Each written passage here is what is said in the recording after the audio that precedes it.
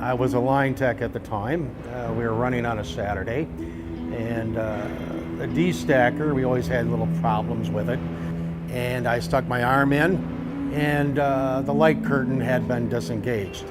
And it did something, and it engaged the forks, which are like big high-low forks. It came back and pinned me up against the inside of the D-stacker. One of the guys came over and tried to e-stop. The e-stop stopped, but the air pressure kept still pumping on my arm. And if it wasn't for a couple quick-acting people, I probably would have lost my arm.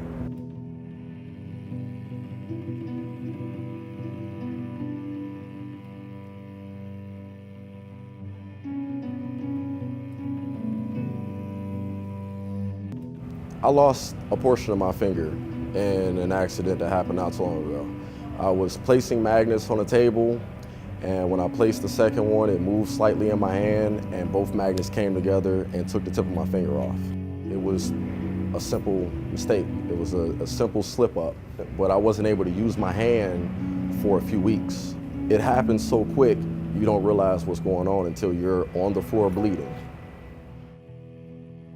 It's a fuse that I've changed 1,000 times over the years, you know. Didn't have a wrench on me to loosen the nuts. So I walked to the ends of the balcony, hollered down for somebody to throw me up some tools. And at the same time, in the grand scheme of things, I never locked out. So during the process of me walking to get this wrench, somebody reinitiated the power to the circuit, and I didn't test it the second time. So I go to take out this 800 amp fuse. Once I got half of it out, then the thing pretty much blew up in my hand, you know. I got pretty lucky. Welcome to the Lockout Training Orientation. The objectives of this orientation are: 1. To assure that all employees are not injured as a result of sudden, unexpected machine motion or release of energy. 2. To establish requirements for the lockout of potential hazardous energy during service and maintenance of equipment. And 3. That all potential hazardous energy is isolated and locked out prior to employees performing any servicing or maintenance activities.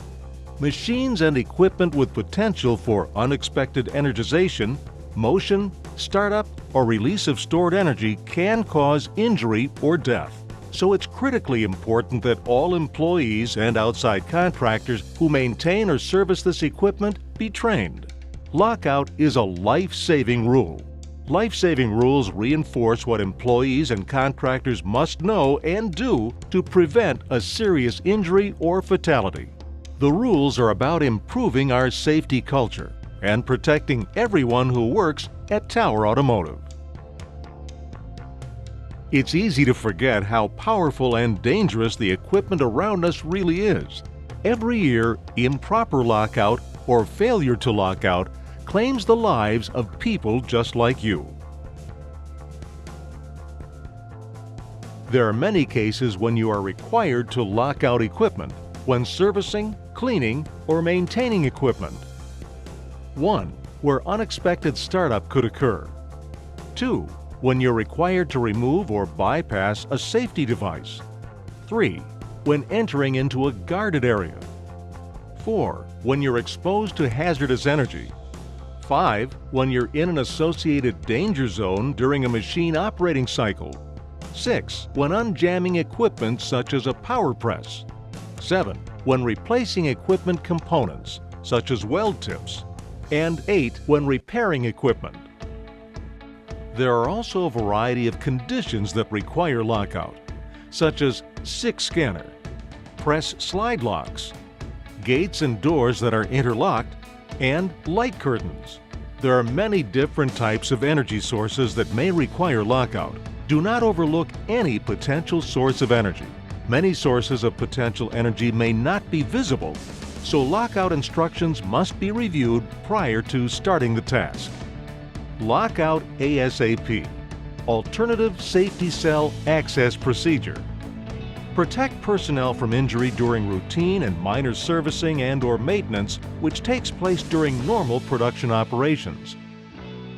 All employees engaged in minor repair and minor servicing that is routine, repetitive, and part of normal production work. Lockout ASAP authorized employees, specifically trained and authorized to work on equipment. All minor repair and minor servicing that is part of normal production work must use procedures to protect themselves from injury. Entry into work cells, robotic or otherwise, requires a Lockout ASAP lock for each individual entering the work cell. Production model changeovers, robotic programming, weld equipment PM and troubleshooting, electrical troubleshooting, tooling adjustments, quality checks, housekeeping. Any task not listed as routine will require full authorized lockout by trained personnel only. When performing a lockout, all equipment must be locked out with a tower-issued lock. All locks are color-coded. ASAP lockout will be done by a tower-issued purple lock. Full access lockout will be done with a tower-issued orange lock.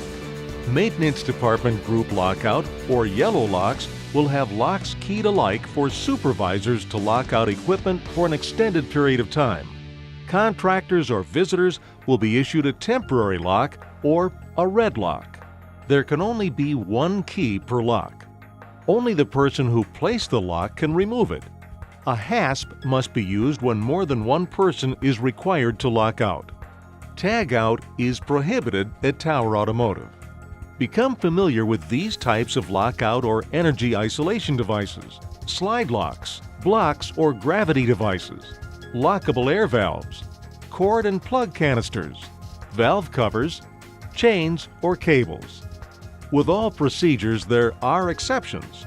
However, not all exceptions can be covered in this video. See your supervisor if you have any questions. Instructions are posted for each piece of equipment. Lockout instructions must always be read prior to starting the task. Notify affected personnel prior to and upon completion of lockout. Shut down the equipment. Lockout per the written procedure. Close and lock out all energy sources. Keep the keys in your personal possession. Verify that stored energy has been released. Ensure the machine cannot start by testing it. Replace the secure guards.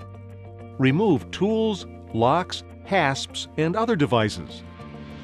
Notify affected employees that the lockout work is completed. A lockout review form must be filled out if there is a deviation from the approved lockout document posted on the equipment and/or machine, or if the document is missing. Always intervene when there is an unsafe working condition present. Always.